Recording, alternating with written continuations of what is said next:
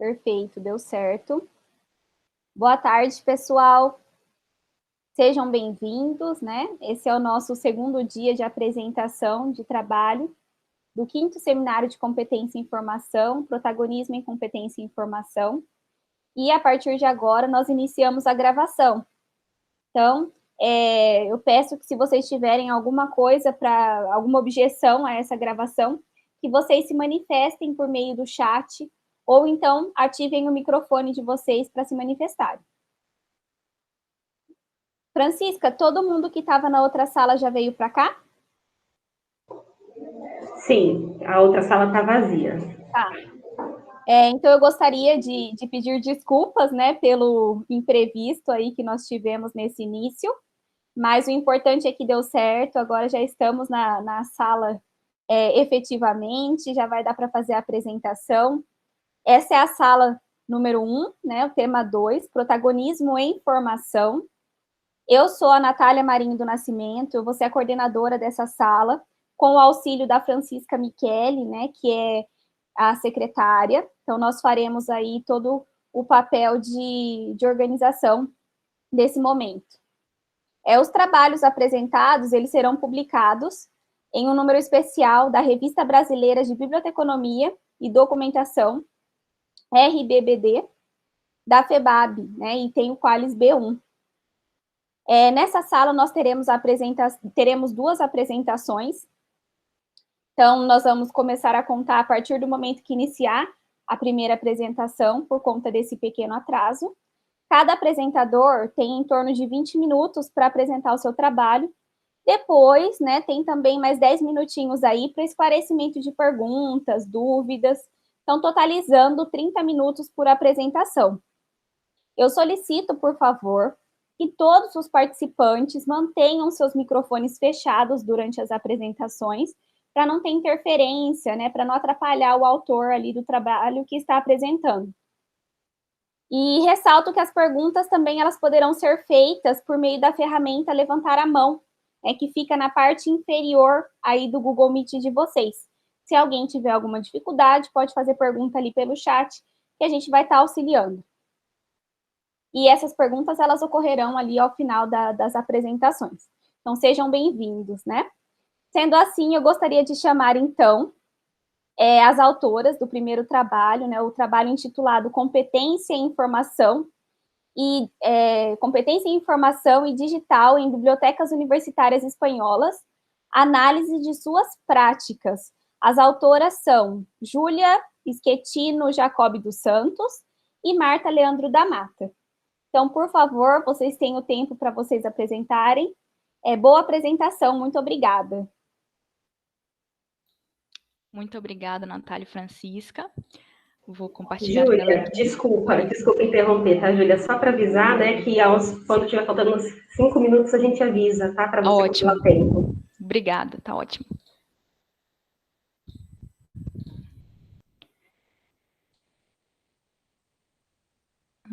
Tá aparecendo para vocês aí certinho? Sim. Beleza. Sim. O título... Primeiro, boa tarde a todos, né? Obrigada pela participação de todos nessa apresentação. O título da nossa pesquisa é Competência em Informação e Digital em Bibliotecas Universitárias Espanholas, Análise de Suas Práticas, e ela foi desenvolvida por mim, Júlia Schettino Jacob dos Santos, e pela professora Marta Leandro da Mata. Então, para a gente começar, é importante falar sobre os programas de competência em informação, né? Eles são ações educacionais que buscam o desenvolvimento das habilidades informacionais dos indivíduos, né? Aquelas habilidades de busca, seleção, avaliação e uso da informação. E também o estímulo ao pensamento crítico desses indivíduos diante do universo informacional. Lá na Espanha, a gente tem inúmeros relatos de boas práticas, né, quanto à realização desse tipo de programa. E por isso que essa pesquisa ela se dedicou a esclarecer como que se organizam, como que se estruturam esses programas de competência e informação nas universidades espanholas, né? Nas bibliotecas das universidades espanholas. Para Gonçalves e Cuevas Severo, é necessário realizar esse tipo de pesquisa, né? Porque elas buscam mesmo potencializar a criação desse tipo de programa, né? E é bem relevante. Essa pesquisa nossa atual, ela apresenta os resultados da terceira etapa de um projeto de âmbito maior, chamado Aspectos Teóricos e Metodológicos da Competência em Informação, voltado às universidades brasileiras.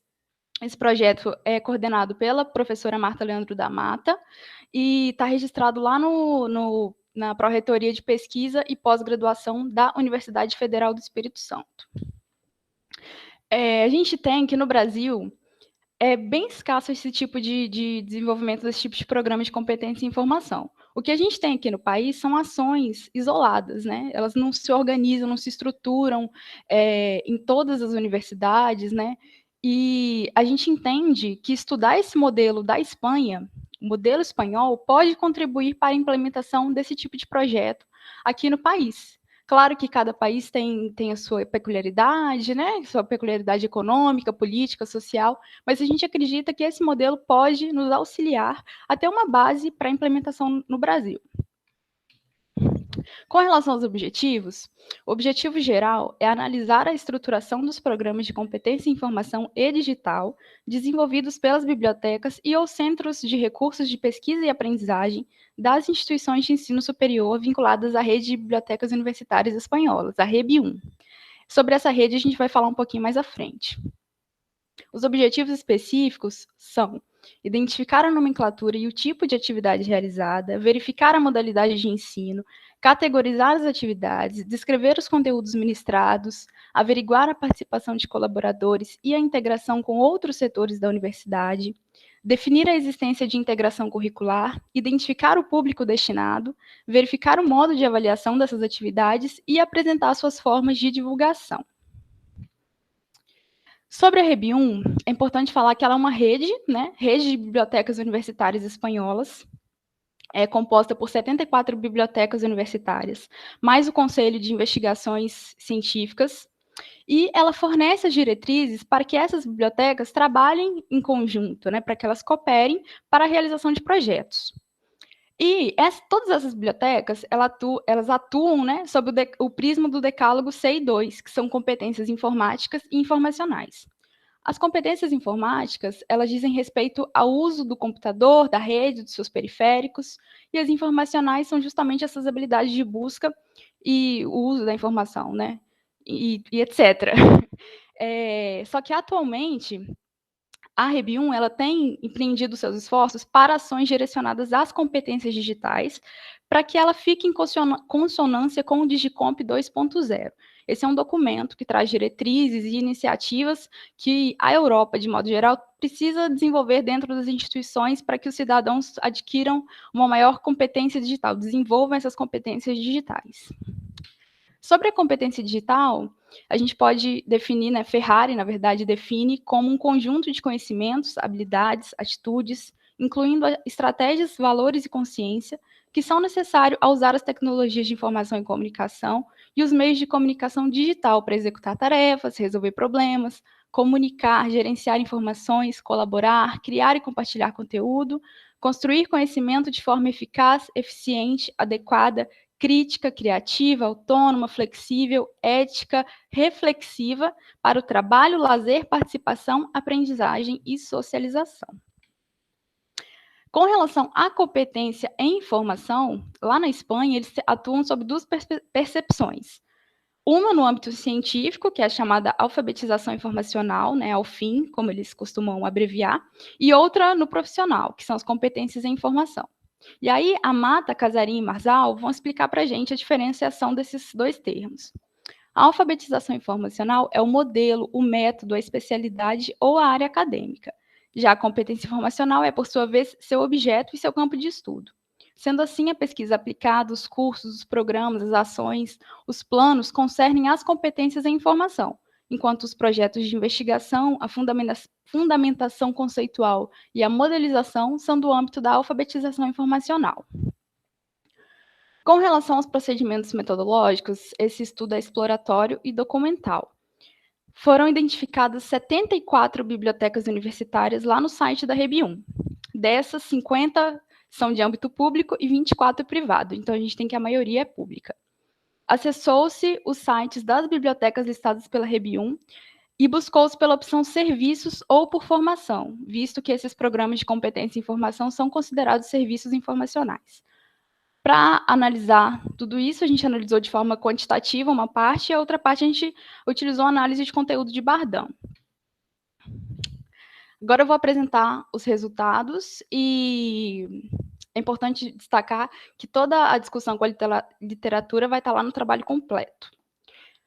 Das 74 bibliotecas que a gente analisou, 86,49% delas informam a disponibilização das atividades nos seus sites, qualquer tipo de atividade de competência em informação e ou competência digital.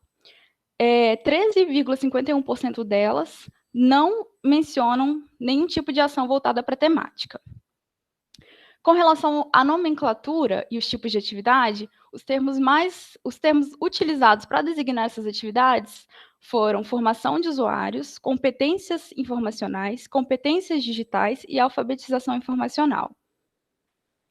A gente identificou 361 atividades nos sites das 64 bibliotecas que mencionavam as atividades, né? Sendo que a maioria delas eram cursos. Mas a gente também encontrou guias, tutoriais, oficinas, visitas guiadas, workshops, seminários, disciplinas e aulas inclusas em uma disciplina. A modalidade de ensino das atividades, a maioria são realizadas de forma virtual ou presencial. 50,42% são realizadas de maneira virtual, 46,81% de maneira presencial e 2,77% são semipresenciais. Com relação à categorização das atividades, entre as 64 instituições que disponibilizam informação nos seus sites, 71,88%, 46 dessas bibliotecas dividem seus programas em 3 etapas, que são as atividades básicas, intermediárias e avançadas. As atividades básicas são aquelas direcionadas para os alunos ou usuários que estão adentrando as universidades, né, que não possuem ainda aquele conhecimento ainda sobre a biblioteca, sobre como funciona a estrutura da biblioteca, como que ela se organiza, como se faz, como produzir estratégias de buscas um pouco mais elaboradas, né, são para esses alunos que estão iniciando. As intermediárias, elas são disponibilizadas para os alunos que estão justamente no meio das suas graduações ou pós-graduações, e aí eles vão começar a trabalhar essas estratégias de busca de informação mais elaboradas, vão começar a desenvolver com os alunos nos aspectos um pouco mais avançados, né? E já as atividades avançadas são aquelas direcionadas para os alunos finalistas dos cursos, né? Que estão elaborando seus trabalhos de conclusão de curso, seja na graduação ou na pós-graduação. 18 instituições, ou 28% delas, 28,12%, desenvolvem seus conteúdos de forma a abranger todos os usuários, né? Então, assim, eles não subdividem em básicas, intermediárias e avançadas. Eles simplesmente desenvolvem os conteúdos para que toda a comunidade acadêmica possa ter acesso a elas, independente do nível que esteja lá na instituição. Nós também identificamos atividades em áreas específicas do conhecimento, que são, por exemplo, estratégias de busca na área do direito, em bases de dados específicas do direito. Então, existem uma série de atividades voltadas para as áreas específicas. Nós também identificamos atividades sob demanda, que aí a necessidade parte do aluno, do professor, do usuário em si, qualquer tipo de usuário, né? E ele pode ir lá na biblioteca e solicitar uma atividade que seja de acordo com a sua própria necessidade naquele momento. Com relação ao conteúdo, eles trabalham muito a questão da biblioteca, de como utilizar os seus recursos, produtos, serviços, fontes de informação, quais são as fontes, quais são os tipos, como identificá-las, as necessidades de informação, como reconhecer essas necessidades, busca de informação, estratégias de busca, bases de dados, avaliação da informação, né? Diante de tanta informação, como avaliá-las. Trabalham também o uso ético da informação, a comunicação científica, ou seja, como publicar artigos, como publicar trabalhos, como participar de eventos, e trabalham também nessa questão, a questão das redes sociais para pesquisadores. também vão falar bastante sobre a gestão da informação, como gerir as próprias informações para o aprendizado ou para a utilização em trabalhos acadêmicos. Também tratam da normalização, né, que são padrões bibliográficos internacionais, uso de recursos tecnológicos, e aí nessa parte entra bastante a questão da competência digital, e também o impacto de publicações científicas, ou seja, que são os índices de impacto? Como que eu vou saber quais são as publicações mais relevantes para determinada área do conhecimento? Com relação aos colaboradores e a integração com outros setores da universidade, a gente percebe que os bibliotecários são notadamente os que mais contribuem para o desenvolvimento, são os que mais participam dessas ações, são os que mais elaboram, que organizam, e também que ministram essas atividades. Mas a gente também percebe a participação de coordenadores de curso, de pró-reitores, de professores, né? De alguma forma, eles estão sempre ali para auxiliar o bibliotecário.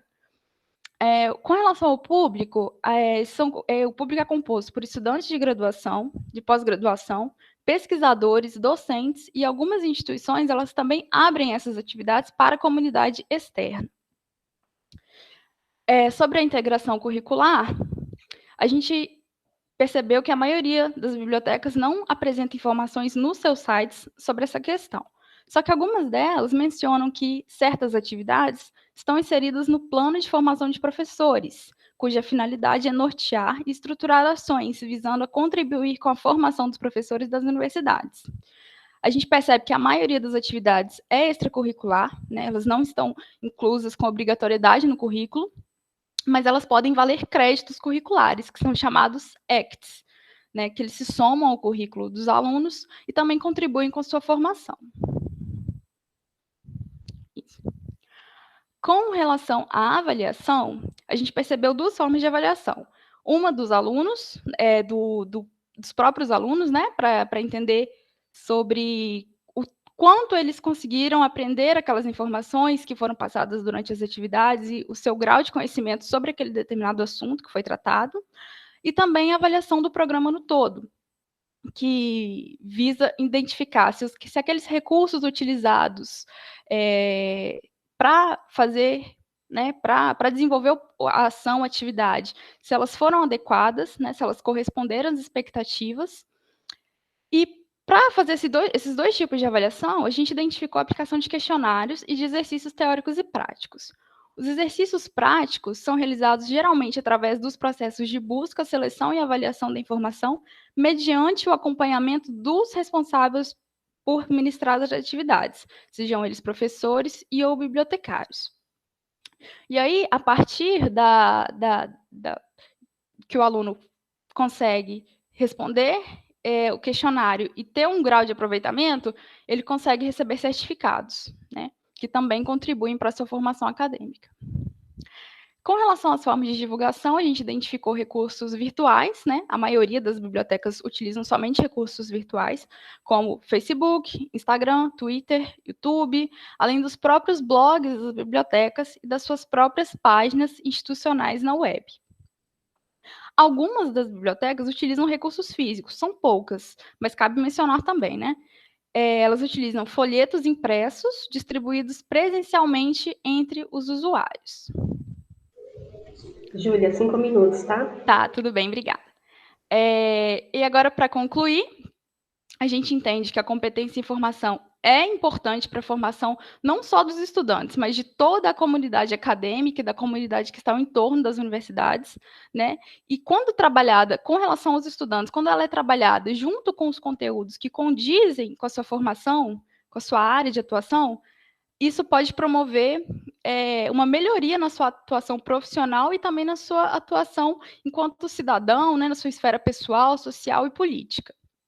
A gente entende que os resultados que foram alcançados nessa pesquisa fornecerão subsídios para o projeto de âmbito maior, auxiliando no desenvolvimento de um modelo de competência em informação voltado para as universidades brasileiras, construído com base nas características e peculiaridades regionais, educacionais e socioeconômicas do país. Aqui estão as referências que a gente utilizou. Nós agradecemos vocês pela atenção e nos disponibilizamos para qualquer pergunta, qualquer colocação que vocês tenham, tá bom? Obrigada. Muito obrigada, Júlia. Gostaria de parabenizar a você e a Marta, né, autor do trabalho. Se você puder só desligar o seu microfone, sim, ou a Francisca também, porque tem... Ah, não, a Francisca está desligada. É só porque está dando interferência. Isso, agora sim. Então, eu gostaria de parabenizar, né, as autoras pela realização do trabalho. Muito interessante e relevante essa temática para a nossa área, principalmente se a gente levar em consideração todo esse cenário que nós estamos enfrentando, né, em relação à pandemia, porque quanto mais informação agora estiverem disponíveis de modo compreensível para o usuário, acredito que mais esses usuários terão facilidade para acessar aí essas instituições, né, e sanar as suas necessidades informacionais, seja por meio tanto dos serviços digitais quanto pelos serviços presenciais, mas agora mais do que nunca por meio desses serviços digitais que são oferecidos aí por essas instituições. Deixa eu ver se tem alguma perguntinha aqui no chat. Por enquanto, não. Bom, enquanto isso, então, enquanto não aparecem as perguntas, já está liberado para a realização das perguntas, tá? Se alguém quiser fazer alguma pergunta, pode levantar a mão ou perguntar aqui pelo chat que a gente faz para as autoras. Mas eu vou aproveitar, então, e vou perguntar para você, Júlia, se o trabalho foi finalizado antes da pandemia ou durante, né? Porque eu vi que você mencionou que já é um trabalho final, né? Tem outro, o restante dos resultados estão publicados, mas eu queria saber se vocês finalizaram essa coleta antes ou durante, porque eu acredito que isso também influenciaria nos resultados obtidos, né? Acho que as instituições, elas foram forçadas, elas tiveram que se adaptar, assim, de uma forma muito rápida, brusca, né? E os usuários também tiveram que se adaptar, tiveram que aprender rapidamente uma coisa que talvez eles demorariam mais tempo para isso, enfim, todo esse cenário, né? E também, aproveitando já fazer a outra pergunta, depois você responde tudo de uma vez, e também gostaria de saber se vocês divulgaram esses resultados diretamente para essas bibliotecas das universidades, né? Se houve um retorno ali para eles, para que contribuísse de alguma forma para algumas melhorias da instituição. É isso, obrigada, Júlia. Nada. A coleta dos dados, ela foi realizada antes do período de pandemia. Na verdade, foi durante o processo de graduação, em que eu fui bolsista do Programa de Iniciação Científica da UFES. Então, foi realizada antes mesmo de começar todo esse processo pandêmico aí para a gente. Mas é interessante falar que mesmo antes de acontecer a pandemia, a gente observa nesse trabalho que a maioria das atividades, isso, professora, no final de 2019, a maioria das atividades elas já eram virtuais. Então, os alunos, os usuários, de modo geral, já estavam habituados a desenvolver essas atividades de maneira virtual. Entende? E com relação a outra pergunta, eu acho que eu já esqueci. Que vocês divulgaram diretamente para essas instituições? Não, nós ainda não chegamos a divulgar, mas aí é uma boa recomendação. Nós podemos sim. Bom, obrigada, Júlia. Eu estou vendo aqui que parece que tem uma perguntinha no chat. A Bernadette está dizendo assim: excelente, parabéns. Nos mostra um programa possível de realizar. Em nossa instituição, fazemos uma gama dessas atividades, mas não avaliamos e nem certificamos. Onde ter acesso a este modelo? Eu acredito que a professora Marta Leandro da Mata vai saber responder melhor essa pergunta. Sim, Natália. E a Bernadette, né? Bernadette, nas páginas institucionais mesmo das universidades espanholas, das bibliotecas, especificamente, eles não disponibilizam um modelo, né, de avaliação, né? Então, nós recomendamos, a partir do conteúdo que foi tratado por vocês, né, durante esses cursos, oficinas, para que vocês desenvolvam esses modelos, essa avaliação, né? Então, seria interessante. E daí eu sugiro aqui também, eu não sei como que acontece, Bernadette, as atividades na sua na sua instituição, mas eu recomendo também que, de repente, possa ser sistematizada para divulgação, inclusive no cenário brasileiro, dessas melhores práticas, né? Nós precisamos muito disso. Eu vou falar um pouquinho que está dentro do projeto. Júlia está desenvolvendo outra iniciação científica agora, né? A quarta etapa está finalizando, e a gente está fazendo uma análise das instituições brasileiras, federais, né, Júlia? E para ver como que está sendo realizadas essas atividades, né, no cenário brasileiro, e a partir dos seus sites institucionais.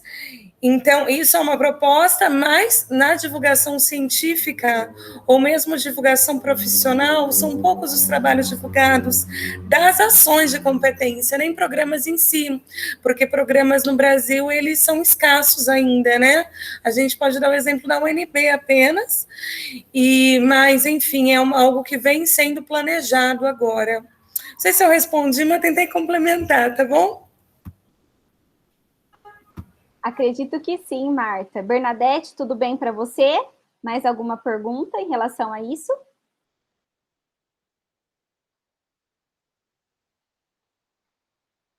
A Bernadette está dizendo aqui, Marta, que eles fazem atividades isoladas e não dentro de programas. Eu acho que ela levantou a mão, não sei se ela quer falar. Ah, deixa eu ver aqui. Levantou. Bernadette, pode ficar à vontade, por favor, pode falar.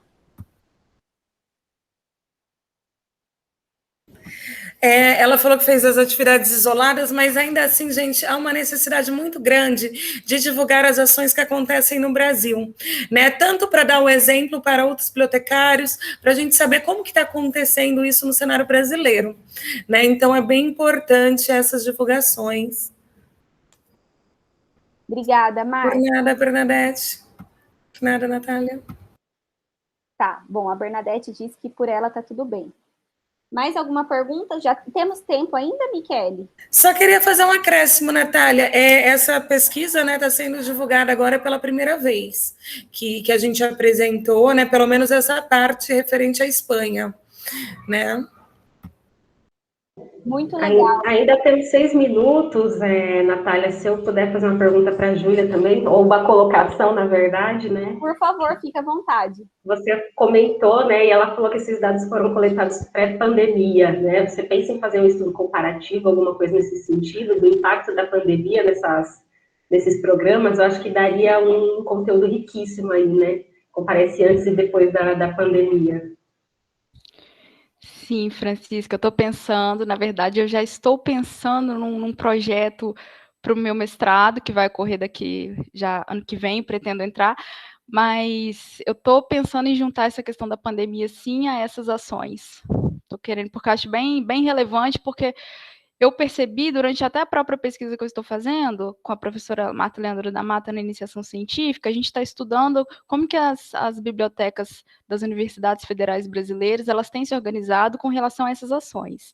Então, eu percebo que pós-pandemia, realmente teve um boom de atividades que as bibliotecas começaram a desenvolver de modo virtual, e eu acho que isso realmente impacta, né? Isso precisa ser melhor estudado, explorado, né, para a gente desenvolver melhores ações. Respondido, Michele? Respondido, sim. Eu espero ver depois também essa pesquisa, né, para verificar esses impactos, que eu acho que vai trazer informações bem interessantes aí. Obrigada, Júlia. Muito obrigada, Júlia, Marta. Mais alguma pergunta, pessoal? Nós ainda temos uns minutinhos, acho que uns 4 minutinhos ainda, né? Isso, temos 4 minutos. Tá. Bom, se não tivermos mais nenhuma pergunta, eu agradeço mais uma vez a apresentação do trabalho, muito interessante mesmo. Nós esperamos, de verdade, ver os outros frutos que ainda virão. Agradecemos por vocês escolherem esse evento, esse espaço, para compartilhar em primeira mão esse trabalho, porque é muito interessante e importante. Então, esperamos os outros resultados e desejamos boa sorte para vocês, já que vocês estão dando continuidade aí nesse projeto. Muito obrigada, meninas. Natália, só queria agradecer a vocês pela mediação aí nessa palestra, e também a professora Marta Leandro da Mata por ter contribuído tanto, inclusive na minha formação acadêmica como um todo. Tá bom? E os participantes também da apresentação por terem tido atenção com a gente. É isso aí, Júlia, obrigada. Bom, sendo assim, nós passamos então para a próxima apresentação, né, do trabalho Diálogos Possíveis em Exposições Museais, Relato de Experiência em Monitoria. O trabalho tem como autora a Ana Flávia da Costa de Campos Peixoto e Priscila Maria de Jesus. É a Priscila que vai apresentar, né, pelo que eu estou percebendo aqui. Boa tarde, Priscila. Boa tarde. Então, você está com... achei aqui você. Achei que estava sem câmera. Agora achei. Tá tudo certo. Eu abri. Então, fique à vontade, tá? Muito obrigada. Obrigada. Boa tarde a todas. Essa comunicação que eu vou apresentar é um relato da minha monitora, só que ela está em um processo de seleção de bolsa agora, chocou, então eu acabei vindo apresentar por ela o trabalho que estamos desenvolvendo desde o ano passado, com a monitoria de algumas disciplinas do curso de museologia. Então, o nosso curso de museologia, ele foi criado no ano de 2007, com a expansão, né, com Reúne e a expansão das universidades dos cursos, e ele foi alocado na cidade de Laranjeiras e foi criado o campus que foi designado como Campo das Artes. Então, eram vários cursos com uma temática voltada para a cultura, as artes, porque Laranjeiras é uma cidade tombada, ela tem um tombamento desde a década de 70, considerada patrimônio pelo IPHAN, e, diante disso, a universidade achou interessante criar esse polo de artes na cidade de Laranjeiras, justamente como para dialogar com todas as manifestações, não só do campo material, arquitetura, mas também as grandes manifestações imateriais existentes na cidade.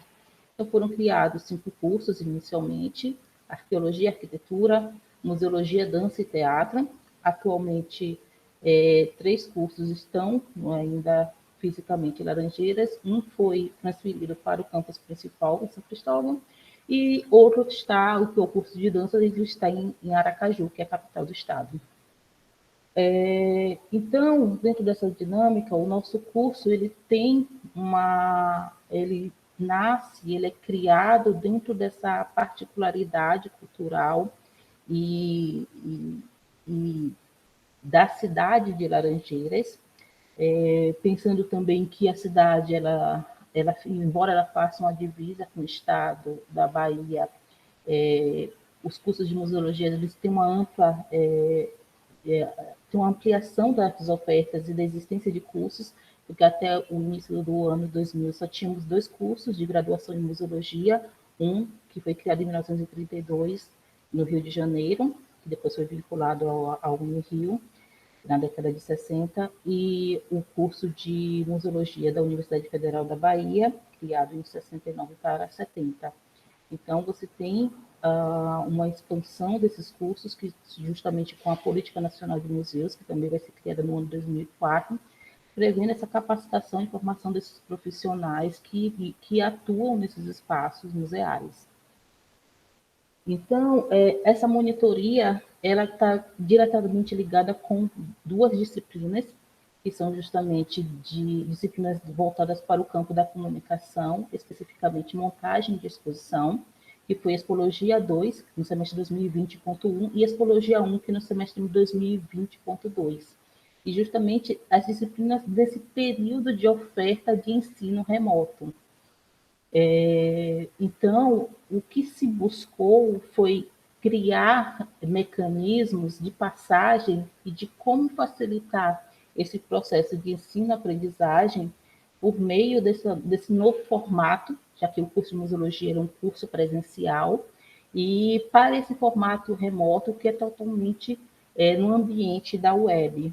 Então, os monitores, eles vêm como um suporte, mas também não só como um suporte, né? Porque eles fazem a mediação e esse diálogo com os alunos, mas eles também trazem o olhar dele, enquanto alunos, daquele conteúdo e das atividades que estão ali sendo desenvolvidas.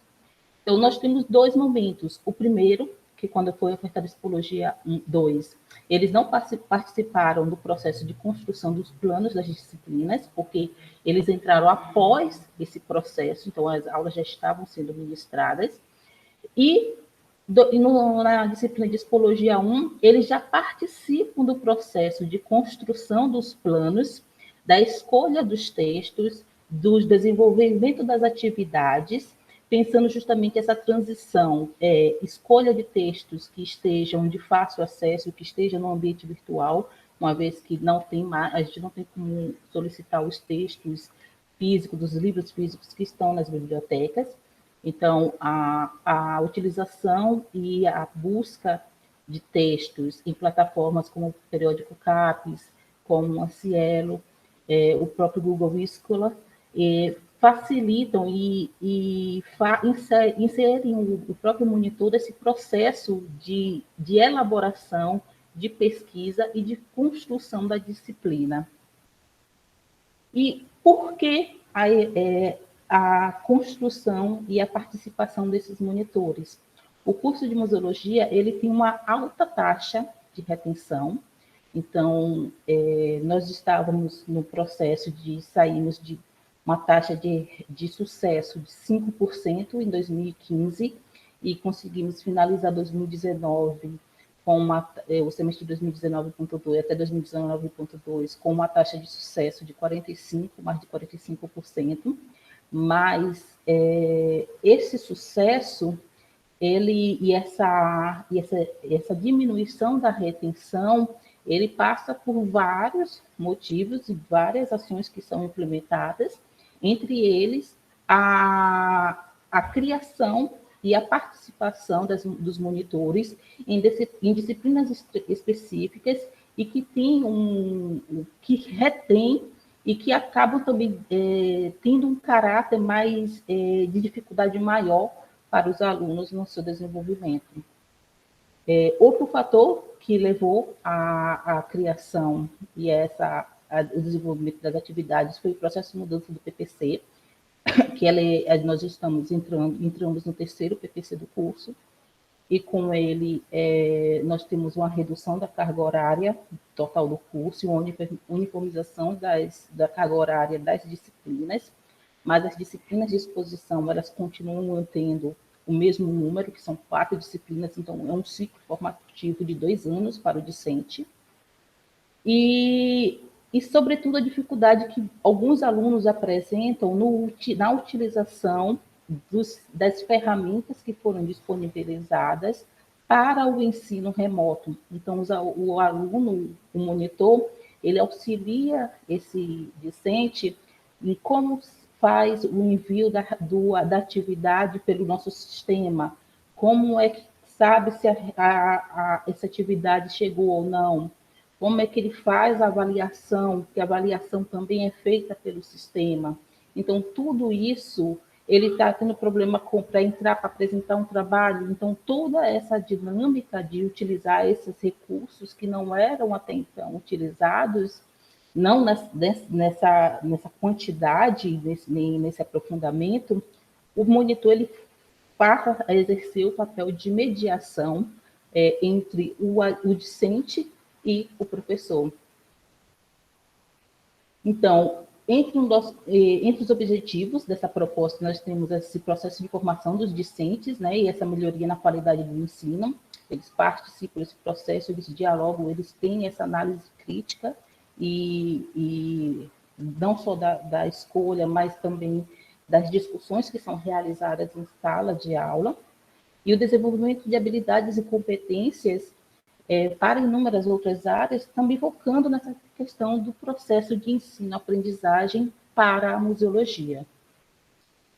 Entre os nossos referenciais, nós utilizamos a Auxilia Dantas, né? E aí a gente destaca justamente esse papel desse monitor, né? Que por ser um discente que já cursou essa disciplina, ele já tem um domínio, ele já tem um conhecimento prévio daquelas discussões que estão sendo realizadas naquele momento. E muitas vezes a maioria dos alunos está vendo pela primeira vez.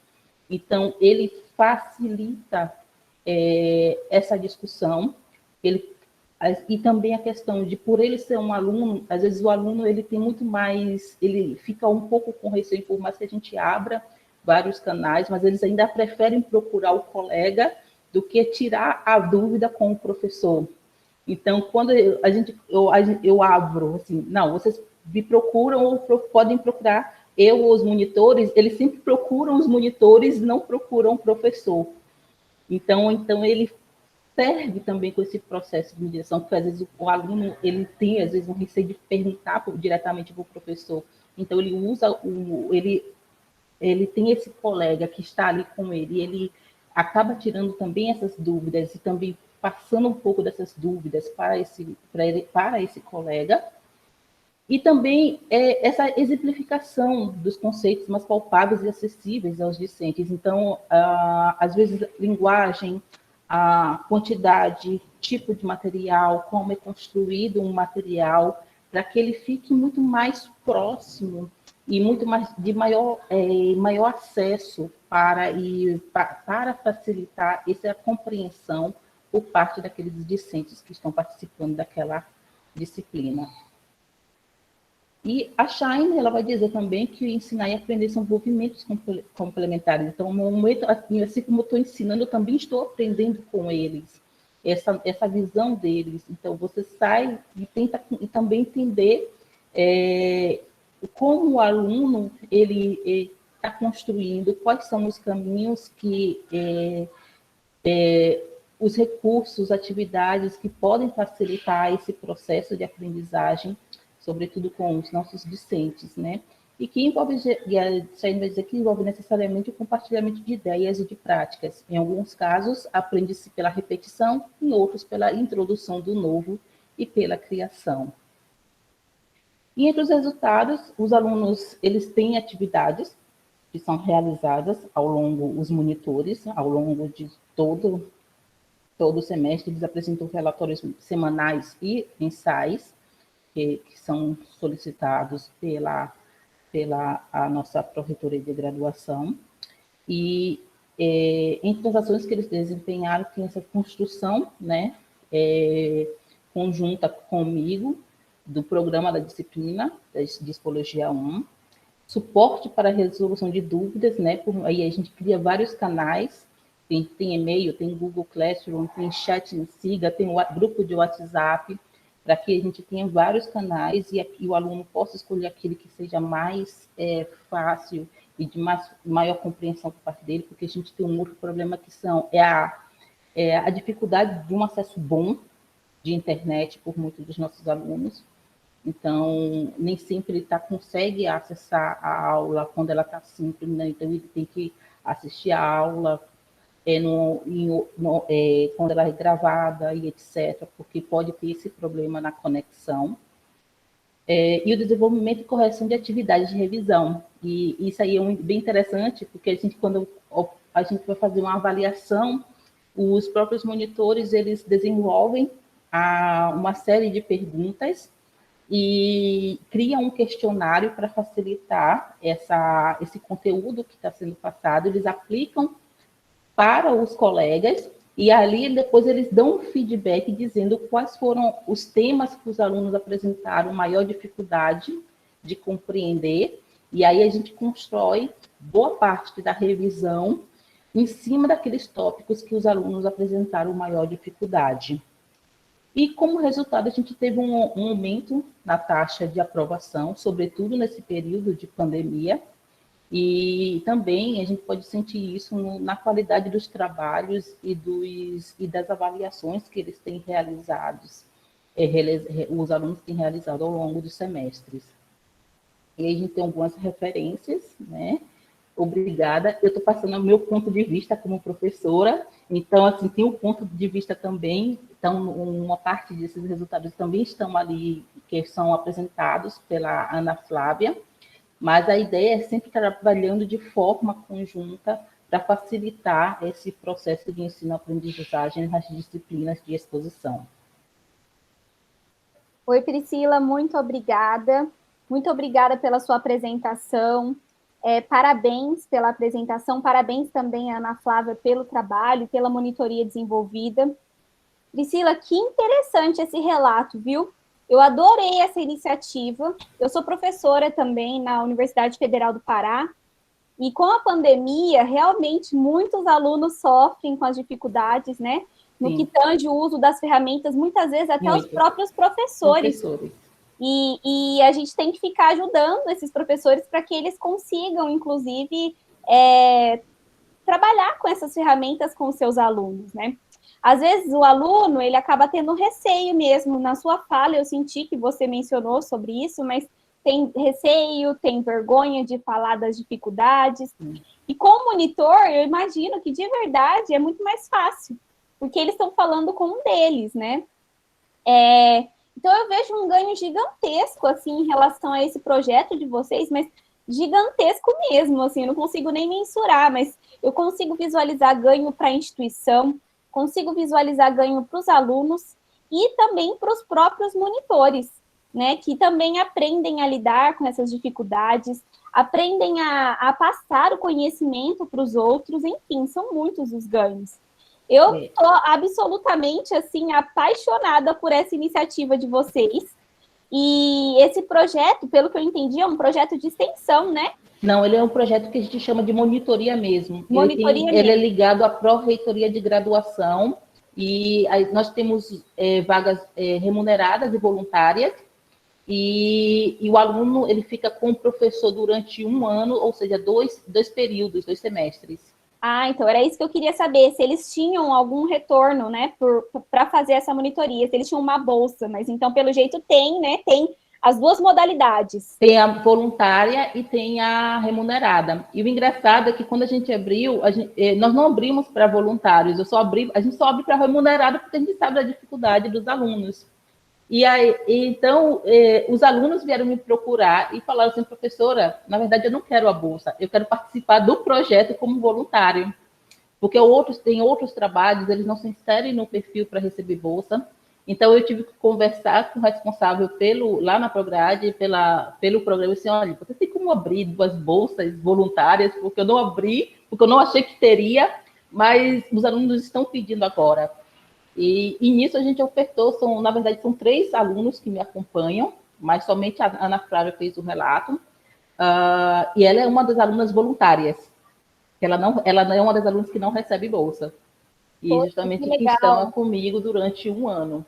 Está finalizando agora, né? Nós finalizamos agora em julho, então a bolsa dela finaliza em agosto. A bolsa remunerada finaliza em agosto e as voluntárias também. E você sabe me dizer se em outros cursos também tem esse tipo de projeto de monitoria? Então, esse projeto de monitoria ele é aberto para a universidade. Então, ele abre para a universidade, abre um edital. Você tem bolsas que são alocadas por camp. E aí a comissão de estágio de cada camp ou cada centro, ele vai fazer uma triagem desses projetos que são apresentados e vai destinar, assim, aqueles que serão aprovados com bolsas e aqueles que não serão aprovados. Mas a gente não tem um número muito expressivo de participação de projetos, porque eu faço parte da comissão de avaliação e é muito comum sobrar bolsas, porque não tem projetos suficientes para atender todas as bolsas que são encaminhadas para cada camp. Poxa vida, que pena, né? Nossa, que legal, Priscila, muito legal mesmo. Assim, eu estou apaixonada, já quero ler esse trabalho aí completo e quero entender um pouquinho mais de como funciona, tentar trazer essa iniciativa também para a Universidade Federal do Pará. Muito legal, adorei. Então, a gente criou esses mecanismos. Na verdade, esse projeto de monitoria, ele já tem algum tempo.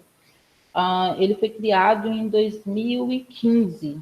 Ele tem pelo menos as comissões de monitoria são criadas em 2015 na UFES, que é quando eu entrei na comissão.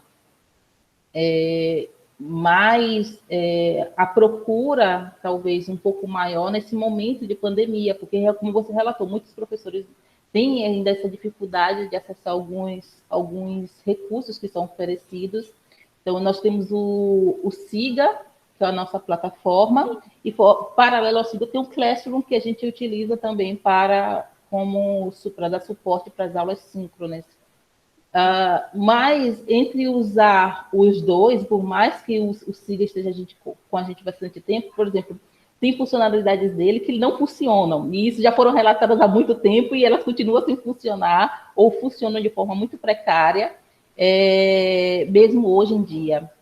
Então, quando começou esse período de ensino remoto, eu fui uma das professoras que ministrei um curso para o meu departamento de como utilizar esses recursos, e justamente para poder fazer com que os professores tivessem um conhecimento um pouco maior. Então, fiz uma cartilha, fiz a aula apresentando esses recursos, porque tem muitos recursos que existem, mas você precisa mexer um pouco mais para descobrir. Por exemplo, descobrir quais foram os alunos que acessaram os textos que você colocou lá, as aulas. Então, assim, o SIGA ele te dá isso. Você consegue saber que dia, que hora eles viram os textos, os vídeos, etc., mas nem todos os professores conhecem esses recursos.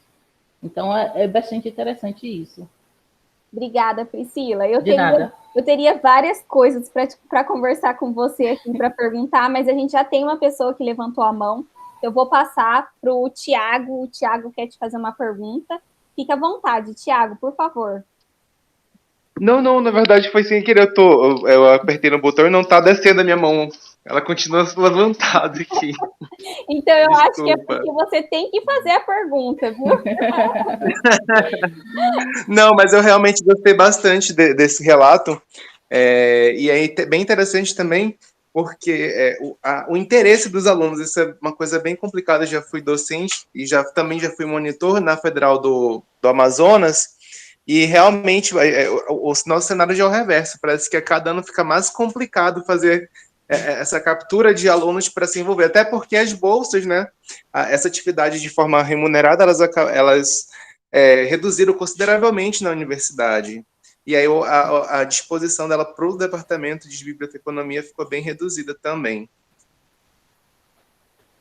Mas, assim, dependendo, tem uma participação muito grande. Por exemplo, eu tenho bolsas de iniciação científica voluntária, e todo ano sempre tem uma ampla concorrência, mesmo eles sabendo que são bolsas que são voluntárias. Todo ano eu tenho muitos alunos que vêm atrás de mim, conversam comigo, porque querem participar, mesmo sendo de forma voluntária. Então, eu acho que depende também do interesse do aluno, né? Da temática que está sendo pesquisada, o interesse dele em aprender um pouco mais, e às vezes até mesmo do diálogo que a gente tem com os próprios alunos. Então, tudo isso faz parte. Obrigada, Priscila. Obrigada, Tiago. Alguém mais? Alguma pergunta? A Marta está parabenizando as autoras aqui no chat. Mais alguém quer fazer algum comentário ou falar mais alguma coisa para a Priscila?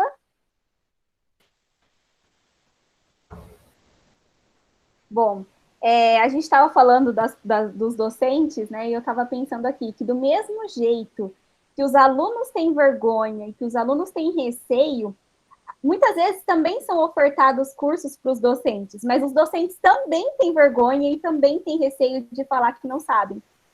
Principalmente quando você está com várias outras pessoas que sabem mexer com aquela ferramenta.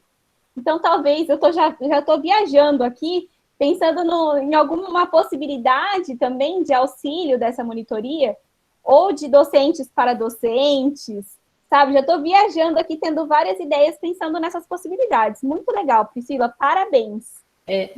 Na universidade, na UFES, foram contados vários cursos, então os professores participaram, e, como eu falei para você, mais além, a própria coordenação do nosso curso, e teve uma participação praticamente de todos os docentes do Departamento de Museologia, pediu para que eu apresentasse um pouco dessas funcionalidades desses sistemas, porque eu já tinha dado aula experimental no período intervalar, antes desses semestres oficiais de formato remoto, e por ter contato um pouco maior com essas ferramentas.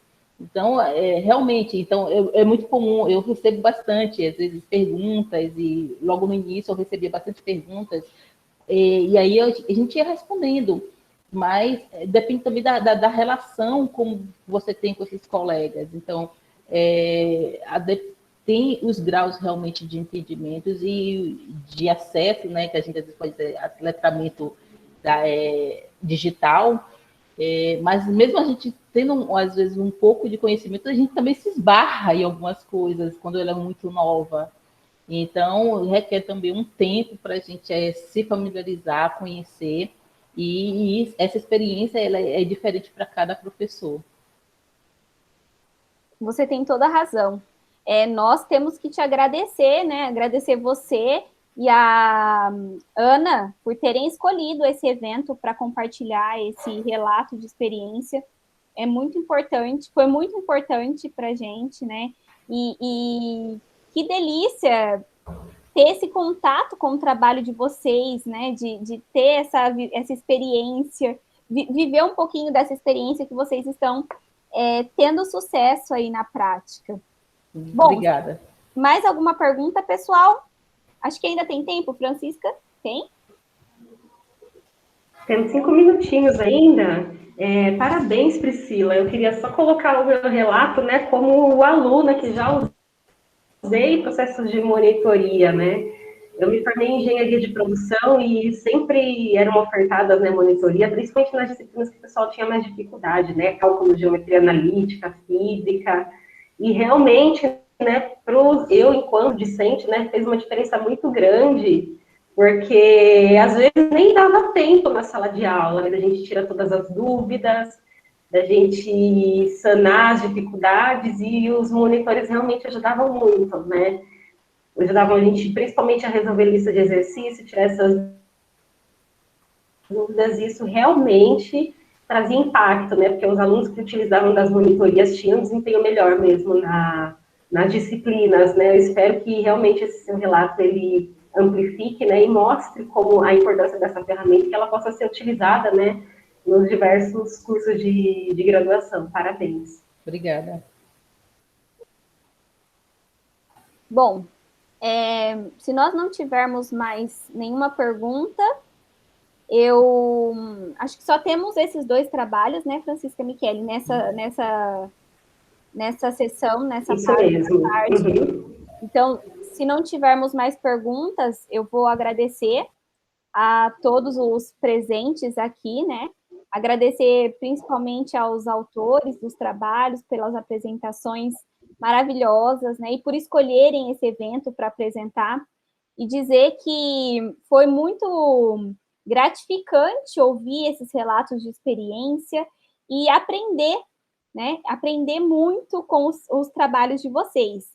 Sendo assim, eu acho que a gente já pode encerrar, então, a nossa sessão, porque agora seria, às 15 horas, teria um intervalo, das 15 às 15h30, né? E após esse intervalo, ainda tem apresentação de trabalhos, mas em outras salas. Então, nós encerramos essa sala, mas a gente ainda tem outras salas com apresentações. Portanto, eu desejo a vocês um ótimo evento, a gente ainda tem bastante evento pela frente, né? E a gente se encontra aí no decorrer de outras atividades. Muito obrigada a todos. Um abraço. Francisca, quer falar alguma coisa?